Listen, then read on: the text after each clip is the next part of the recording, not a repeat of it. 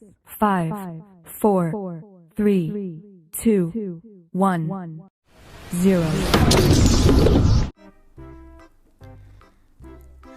Pada sore hari, Benny mempunyai tugas. Tugas Benny membersihkan sangkar burung. Kemudian Benny mengambil sangkar burung. Benny membersihkan sambil bernyanyi. Benny menyanyikan lagu Burung Kutilang. Adik-adik, apakah kalian bisa menyanyikan lagu Burung Kutilang? Nah, ini adalah lagu Burung Kutilang ya. Kalian bisa menyanyikannya ya. Nah, lagu Burung Kutilang ini juga bisa dijadikan puisi. Adik-adik bisa membaca syair dari lagu ini menjadi sebuah puisi. Mari kita baca Burung Kutilang ini menjadi sebuah puisi.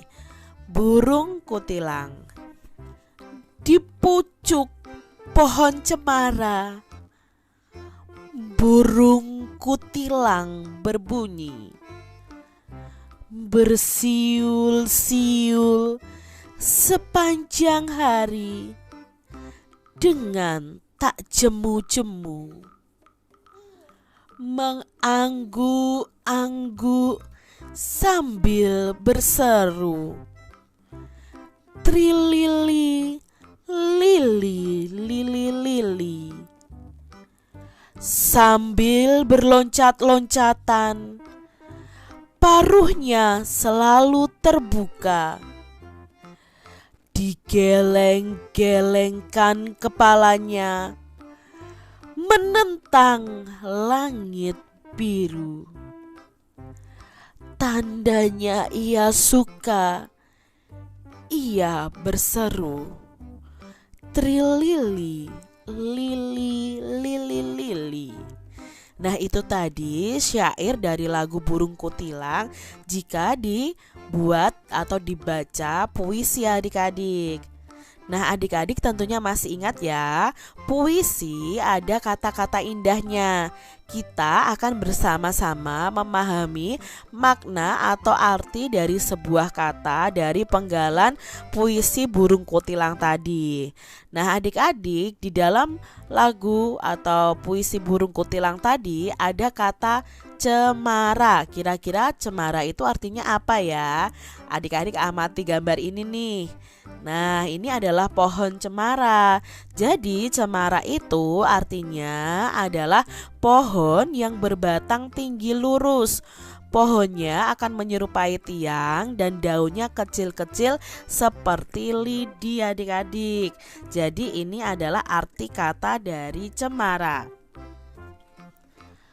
Lalu kata yang kedua adalah bersiul. Tadi kan ada kata bersiul, siul sepanjang hari. Apa sih bersiul itu? Nih adik-adik, bersiul itu seperti ini. Apakah kalian bisa bersiul?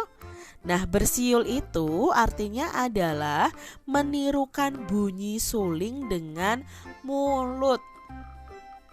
Itu arti dari kata bersiul. Kata yang ketiga adik-adik ada jemu. Jemu itu apa ya adik-adik? Nah, jemu nih gambarnya seperti ini. Apa ya jemu itu? Jemu itu artinya adalah sama dengan bosan. Jadi jemu itu artinya bosan adik-adik.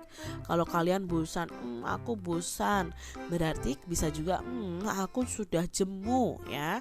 Jemu itu artinya bosan. Lalu ada kata berseru. Apa itu berseru? Nah, ini nih berseru nih adik-adik ya. Berseru itu artinya adalah menarik perhatian dengan suara nyaring.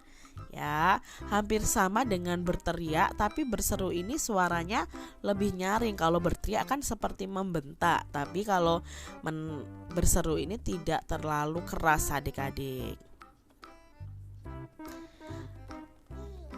Lalu ada kata paruh ya. Apa ya arti dari kata paruh? Gambarnya ini nih, paruh nih adik-adik. Paruh burung, paruh bebek.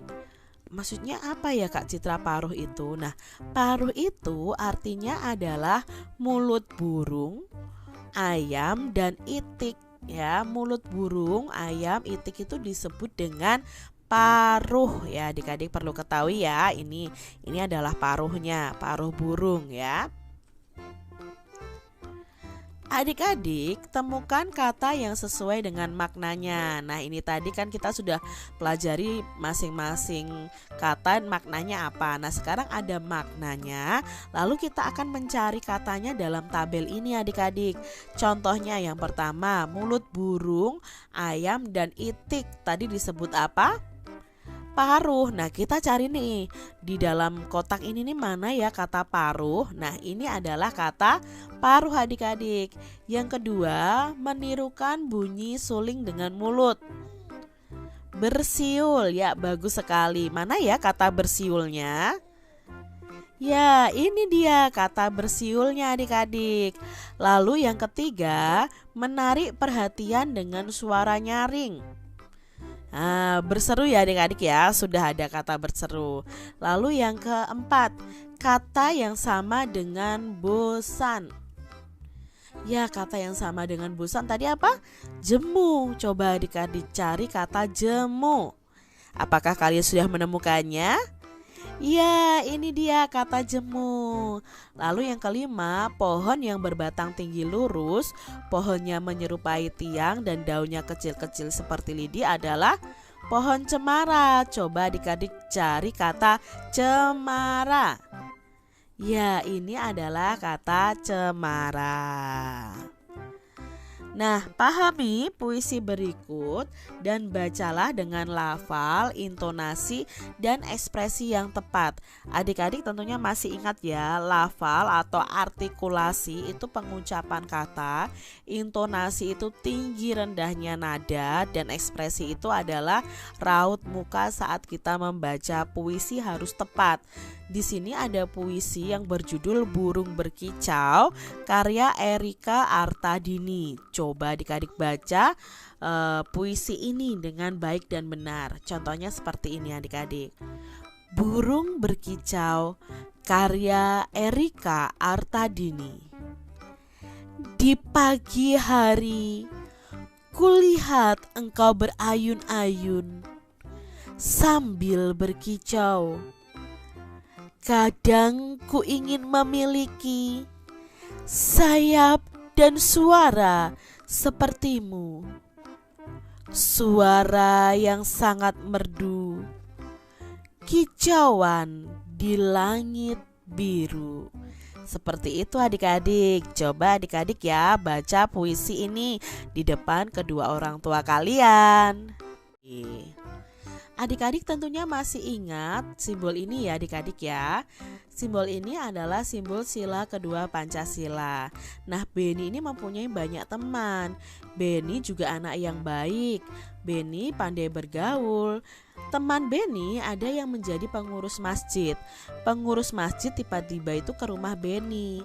Pengurus masjid perlu bantuan untuk korban banjir.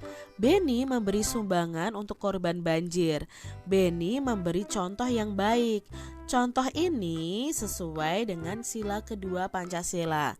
Tentunya adik-adik masih ingat sila kedua Pancasila itu berbunyi kemanusiaan yang adil dan beradab. Nah, di sini Beni memberikan sumbangan, berarti ada rasa kemanusiaan ketika Beni memberikan sumbangan kepada korban bencana banjir. Lalu contoh penerapan sila kedua Pancasila di rumah apa saja? Nah, ini memberikan sumbangan pada korban bencana alam, membantu orang tua, ya, membantu orang tua mengerjakan pekerjaan di rumah, berbagi makanan dan minuman dengan saudara, ya, menyayangi saudara, tidak bertengkar, berbagi tugas dengan adil. Itu sesuai dengan penerapan sila kedua Pancasila. Adik-adik, pada gambar ini mana saja sih yang menerapkan sila kedua Pancasila? Nah, yang menerapkan sila kedua Pancasila adalah gambar pertama, lalu gambar ketiga, gambar kelima, dan gambar keenam. Mengapa gambar kedua ini tidak menerapkan sila kedua Pancasila? Ini menerapkan sila ketiga, yaitu persatuan. Sedangkan gambar keempat itu adalah berdoa, ya, itu menerapkan sila pertama Pancasila, yaitu ketuhanan yang Maha Esa. Nah, adik-adik di sini ya, Benny sedang bermain pull up. Benny bermain di taman. Benny bermain gantungan di taman. Tangannya kurang kuat memegang gantungan. Tangan kanannya tidak berpegangan lagi. Benny hampir jatuh adik-adik. Ayah melihat Benny hampir terjatuh. Ayah langsung menolong Benny. Benny bersyukur karena ditolong oleh ayahnya. Kalau rasa syukur itu berarti menerapkan sila pertama Pancasila. Benny sangat mencintai orang tua. Benny juga menghormati dan menaati nasihat orang tua. Benny patuh loh terhadap orang tua. Nah, perbuatan ini merupakan sikap yang sesuai sila kedua Pancasila. Ayo adik-adik kalian terapkan ya penerapan sila kedua Pancasila di rumah kalian masing-masing dengan mencintai orang tua, menghormati orang tua, menaati nasihatnya dan patuh kepada orang tua.